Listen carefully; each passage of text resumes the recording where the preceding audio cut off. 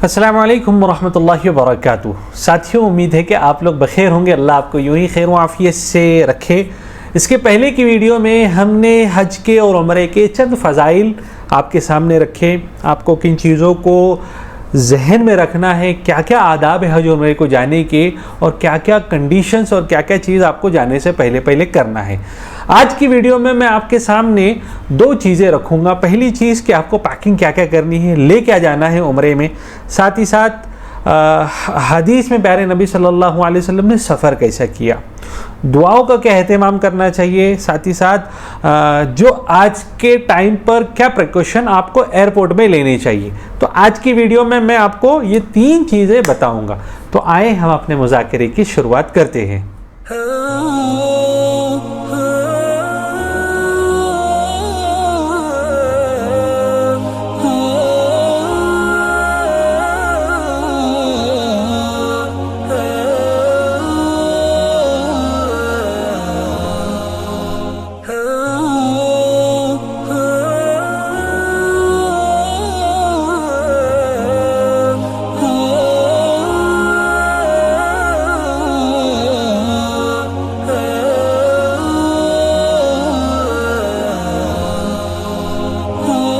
मेरे प्यारे भाइयों और मेरी बहनों, अल्लाह तबारक व तआला आप तमाम को अपने घर की और नबी के दर की ज़ियारत करने वाला बनाएं। हम लोग बात कर रहे हैं उम्रे की कि जब आप उम्रे पे जा रहे हो तो उम्रे पे जाने से पहले या हज पे जाने से पहले क्या क्या प्रिकॉशन लेने चाहिए। जब आप एक टूर के साथ जुड़कर जमकर आप जा रहे हो तो आपको क्या क्या ले जाना चाहिए, क्या क्या चीज़ों की पाबंदी करनी चाहिए, वो बातें मैं आपके सामने रखूँगा।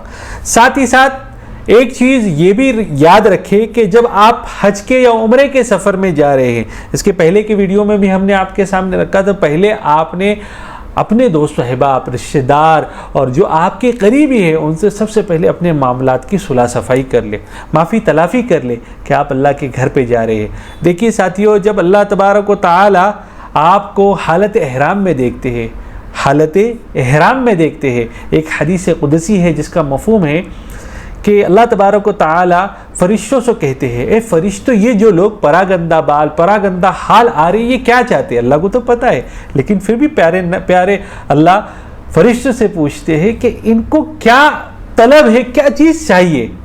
फरिश्ते कहते हैं, अल्लाह ये तो आपकी रज़ा चाह रहे हैं और आपकी रज़ा के खातिर ही बस दो, एक ऊपर की चादर एक नीचे की चादर, बदबू आ रही है, पसीना आ रहा है, अपने आप को झुलझा रहे, अपने आप को तड़पा रहे, सिर्फ आपकी रज़ा के लिए। तो अल्लाह तबारक व तआला फरमाते हैं, ए फरिश्तों, तुम गवाह रहना, तुम गवाह रहना। ये परागंदा बाल परागंदा हाल जो बेयारो मददगार, जिन्होंने अपने आल औलाद, अपने बच्चे, अपने दोस्त अहबाब, अपने रिश्तेदारों को छोड़कर सिर्फ मेरे दर पर आए हैं मुझे राज़ी करने के लिए, तुम गवाह रहना कि मैंने इनके तमाम गुनाहों को मुआफ़ कर दिया। तो साथियों, उस दर पे जा रहे हो तो उस दर पे जाने से पहले हमारे पुराने तमाम गुनाहों की हम माफ़ी मांग ले। अगर हुकूकुल इबाद है तो उसको भी माफ़ी मांग ले, अगर हुकूकुल्लाह है तो अल्लाह के सामने बैठकर भी अल्लाह से माफ़ी तलाफ़ी कर ले। साथ ही साथ 2 रकात आपको नफल नमाज अदा करना है, जिस नफल नमाज में आप सलातुल तौबा, सलातुल हाजत, सलातुल सफ़र ये नियत कर सकते हैं। अगर आपके वसात है तो आप 2 रकात कर तीन मरतबा आप नमाज़ पढ़ ले कि अल्लाह तबारक व तआला मेरे सफ़र को भी आसान करे। अल्लाह मेरी जो गुनाह हुए उन तमाम गुनाहों की माफ़ी के लिए सलातुल तौबा पढ़ ले, और अपने सफ़र की आसानी और सफ़र की सहूलत के लिए आपको दुआ करना है। कोशिश करें कि जब आप घर से निकल रहे हो तब ये नमाज़ पढ़े, लेकिन उससे पहले आपको क्या क्या चीज़ आपके साथ लेनी है वो समझना ज़रूरी है। पहली बात, आप जब हज के या उम्रे के सफ़र में लिए जा रहे हो तो आपकी हलाल रोज़ी, जो आपकी हलाल रोज़ी है, वो हलाल रोज़ी को आप सफ़र के ख़र्च में लगाए और सफ़र की तैयारी शुरू कर दे। आप सफ़र की तैयारी यूजुअली जब हम किसी शहर में या किसी ताल्लुकों में या किसी रिश्तेदार के पास जाते हैं तो हम रोज़मर्रा की चीज़ें हम साथ में लेते हैं। पहली बात, आपके कपड़े आप ले लें। अगर आपके टूर में या आप जहाँ पर जैसे भी जा रहे वहाँ पर लॉन्ड्री का इंतज़ाम है तो आप 5 जोड़, मैक्सिमम ज़्यादा से ज़्यादा 5 जोड़ आप लें। 5 जोड़ लेने में ही होगा, 1 से 2 जोड़ आपके इस्तेमाल में होंगे, 2 जोड़ गंदे भी अगर होंगे तो एक जोड़ आपके इस्तेमाल के लिए बाकी रहेगा। तो कम से कम 5 जोड़ आप साथ में ले लें। रोज़मर्रा के इस्तेमाल की यानी टूथब्रश वगैरह तमाम चीज़ें, तेल, कंघी, नाखून तराश वगैरह तमाम चीज़ें आप साथ में लें। और एक अहम बात कि आप चाहे टूर से जाए चाहे इंडिविजुअल जाए, आपको थोड़ा सा रिफ्रेशमेंट आपको साथ में रखना है, चाहे वो बिस्किट की शक्ल में हो चाहे वो चूड़े की शक्ल में हो, ताकि वो आपके लिए कभी भी काम आ सकता है। चाहे आप सफ़र में हो, चाहे आप हरम में जा रहे हो, चाहे आप कहीं बाहर ज़ियारत के लिए बदर जा रहे हो, जेराना जा रहे हो, तो वहाँ पर वो सफ़र में आपके काम में आ सकता है। तीसरी और अहम चीज़, आपकी दवाइयाँ आपको लेनी है। अब दवाइयों में कौन सी दवाई है, कितनी दवाई लेनी चाहिए। पहली बात, आप अगर बीपी के पेशेंट हो, शुगर के पेशेंट हो, डायबिटीज़ आपको है या दूसरी कोई भी और अदर बीमारी है, तो उन बीमारी की गोलियां आपको लेनी है। अब वो गोलियां आपको किस तरीके से लेनी है, मैंने प्रीवियस वीडियो में भी कहा था कि कम से कम आप 2 से 3 लोग एक साथ जाए, ताकि अमाल में आपका मिजाज मिला रहे और लगा रहे। तो आपने क्या करना है, अगर आप 15 दिन के सफ़र के लिए जा रहे हो तो आप 30 से 40 दिन की आप गोलियां लें। अब मैं क्यों कह रहा हूं ये आपको मैं आगे बताऊंगा। 30 से 40 दिन की आपको गोलियां लेना है। गोलियां आपको क्या करना है, उसको स्प्लिट करना है। 15 दिन की गोलियां आप आपके बैग में रखें, 15 दिन की गोलियां आप आपकी अहलिया के बैग में रखें, मियाँ के बैग में आधी गोलियां और बीवी के बैग में आधी गोलियां। तो इससे ये होगा कि खुदा ना करे, देखिए वक्त का बोलते नहीं आता है। अगर आपकी बैग आपने यहाँ पे लगेज में डाल दिया और लगेज में आपकी बैग आगे पीछे हो गई, तो इस सूरत के अंदर आपको तकलीफ से दो चार होने की ज़रूरत नहीं पड़ेगी। अब इसके साथ साथ आपको और दवाई कौन सी लेना है, सर्दी, बुखार, खांसी, बदन दर्द की दवाई आपको खास लेना है। चाहे वो आप गोली की शक्ल में चाहे स्प्रे ले, चाहे आप कोई दूसरी जेल बाम वगैरह, ये आप साथ में ज़रूर लें। क्योंकि देखिए बुजुर्गों, हज और उम्रा ये चलने का नाम है और कुर्बानी का नाम है। आप पूरे हज और उम्रे को उठा कर देखें, यहाँ पे आपको सिर्फ और सिर्फ कुर्बानी नजर आएंगी।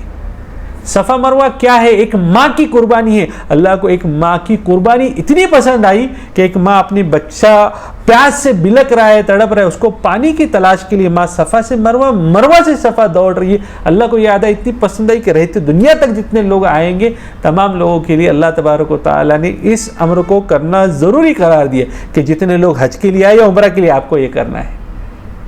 आप देखें, आप अगर पूरा मताव देखें, इस्तिबा देखें, रमल देखें। रमल क्या है, इस्तिबा क्या है, पहलवानों की चाल क्यों चलने के लिए कहा अल्लाह ने।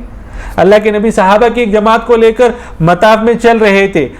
जबले अबू कुबैस पर कुछ मुशरिकीन मक्का खड़े होकर अल्लाह के नबी का मजाक उड़ाने लगे थे। जिब्रील अलैहिस्सलाम आए वही लेकर कि अल्लाह की तरफ से हुक्म है कि पहले 3 चक्करों में आपको पहलवानों के जैसा चलना है। साथियों, अगर हज में देखें तो मीना के अंदर कड़कती और चुभती धूप में टेंट के अंदर रहना, इबादत करना और अरफात के पहाड़ के नीचे बगैर छत के प्यारे नबी का उस चिलचिलाती धूप में उम्मत के लिए दुआ करना और मुज़दलिफ़ा में बगैर छत के प्यारे नबी का आराम करना और इबादत करना, ये कुर्बानी नहीं तो और क्या है।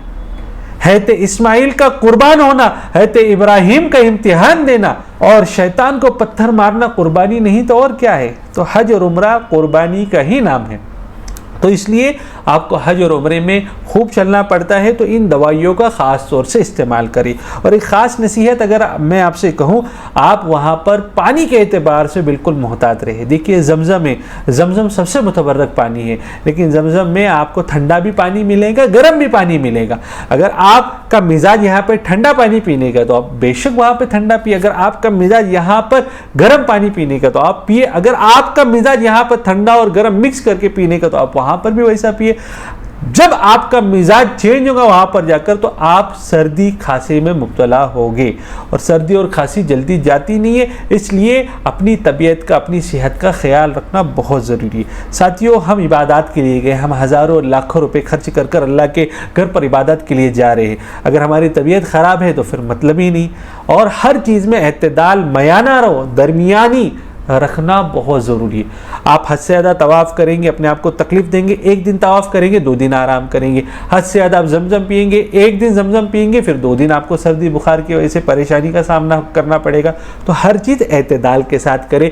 जहाँ पर प्यारे नबी ने दवाई खाने का हुक्म दिया है, वहाँ पर अल्लाह पे तवक्कल का भी हुक्म दिया है।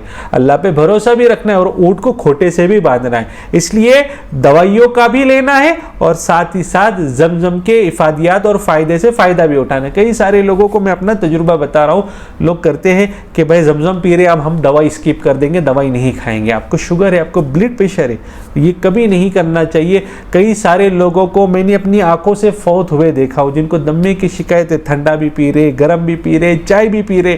तो इसकी वजह से आप बेहतियाती करेंगे तो तकलीफ़ आपको होगी, तो इसका ख़ास तौर से ख्याल रखें। साथ ही साथ आपने कोई नोकीली चीज़ आपने आपके हैंडबैग में नहीं रखना। इसका पूरा के पूरा संबंध आपको एयरपोर्ट से रिलेटेड है, वो मैं आपको आगे बताऊंगा। इसके अलावा अगर आप चाहे तो आप शाल ले लें। शाल इस वजह से हम कह रहे हैं कि जब आप एयरपोर्ट पे जाते हैं, कई सारे लोगों को हमने देखा बेचारे देहातों से ताल्लुक़ों से, ज़िलों से ताल्लुक़ रखते हैं, एसी का सफ़र उनको जमता नहीं है। तो उसके लिए कि आप शाल अगर आपके पास होंगी तो वो एसी की जो ठंडक है उससे आप बच सकोगे। सामान जब आपने ले लिया तो आपके बैग पर आप अपना नाम डालिए। अगर आप टूर से जा रहे हो, टूर वाले ने अगर आपको बैग दिया है तो उन बैगों पर अपना निशान कर दें, चाहे वो रस्सी के थ्रू या नाड़ी के थ्रू, या आप अपना नाम लिख दें। वजह उसकी है कि आपके साथ 50 से 100 लोग ट्रैवल कर रहे हैं, तो आप आपका बैग कैसे पहचाने कि जब सब एक ही कलर के एक ही जैसे बैग आएंगे, तो आपकी निशानी होना आपकी बैग पे बहुत ज़रूरी है। इसी के साथ साथ आपने एक चीज़ ये बिल्कुल जहन में रखना है कि आपके साथ छोटे छोटे किताबचे होने चाहिए, चाहे वो ज़िक्र के हो, रोज़मर्रा के दुआओं के हो या कुरान के हो, और जो ज़िक्र आप आपके मकाम पे करते हो उन तमाम अज़कार के छोटे छोटे किताबचे होंगे, तो आप उसको रहते सफ़र में आप उसको पढ़ सकते हो। अब ये तमाम चीज़ें जब आपकी कंप्लीट हो गई तो अब आपको क्या करना है, अपने मकाम से एयरपोर्ट के लिए सफ़र करना है।